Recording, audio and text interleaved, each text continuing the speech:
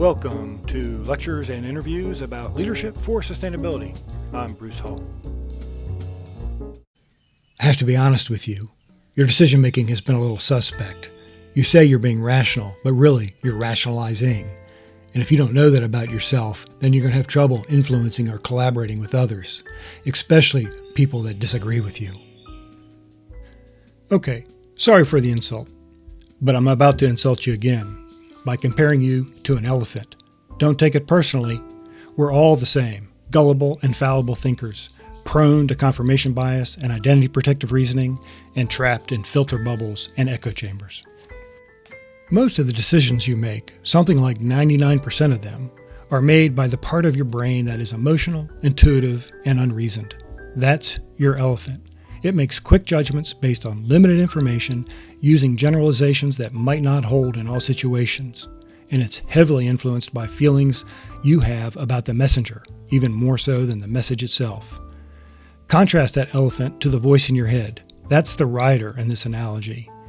It more carefully analyzes things, weighs the costs and benefits of decisions, and seems very rational.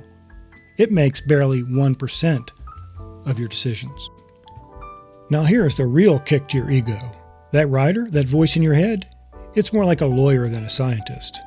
Its tendency is to defend decisions the elephant has already made.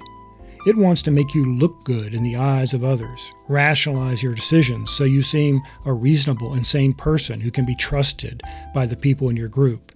It's not looking for truth. Why are we wired this way?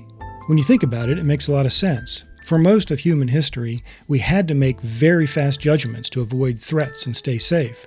The tiger would have eaten us long before the slow, conscious mind could evaluate the situation. We're also wired to justify our decisions to others. If you look like a fool to others in your group, you're less likely to find a mate, less likely to get help from others, and less likely to pass on your genes. There are lots of technical psychological terms and theories to explain this, and some of those are discussed in the book. But all you really need to know is the elephant rider analogy. The elephant makes most of your decisions on limited information, and the rider justifies them to you and other people.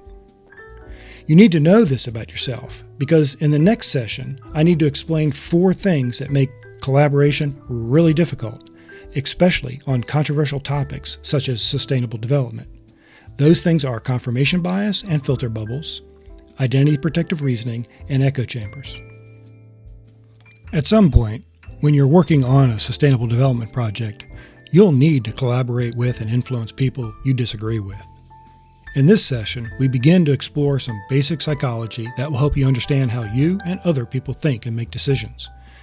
If you doubt these basic tenets of human psychology, read the course material or search on the internet for material by Jonathan Haidt and his book, The Righteous Mind.